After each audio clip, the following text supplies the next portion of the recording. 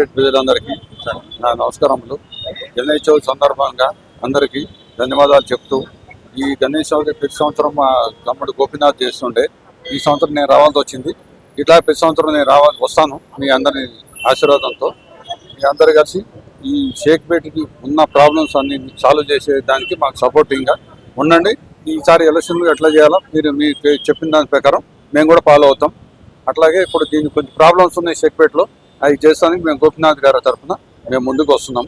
అట్లాగే ఏమన్నా ఉంటే కార్యక్రమాలు మా అధిష్టానం తరఫున నేను చేస్తానికి రెడీగా ఉన్నా. అది జూబ్లీహిల్స్ కాన్స్టిట్యున్సీ షేక్పేట్ డివిజన్లో ఈరోజు అన్నదాన కార్యక్రమంలో జూబ్లీహిల్స్ ఎమ్మెల్యే అయినటువంటి మాగంటి గోపీనాథ్ అన్నగారి అకాల మరణంతో చాలా బాధపడుతూ ఆ విషయాన్ని అన్నగారికి చెప్పడం జరిగింది. ప్రతిసారి అన్నగారు ఎమ్మెల్యే మాగంటి గోపీనాథ్ గారు వస్తారన్న, ఈసారి లేరు కదా అంటే, నేను వస్తాను ప్రతి వినాయకుని దగ్గరికి, మీకు అండగా తోడుగా ఉంటాను.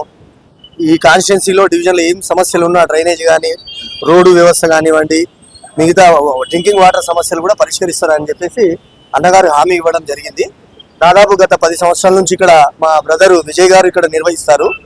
ఇప్పుడు ఆయన అకాల మరణం ద్వారా మా చిన్నగారు చేస్తున్నారు ఇక్కడ వినాయక నిమజ్జనం. సో 11 days ఉంటుంది. సో ప్రతి షేక్పేటలో ప్రతి డివిజన్లో అన్నగారు మాగంటి వజ్రనాథ్ అన్నగారు రావడం జరుగుతుంది.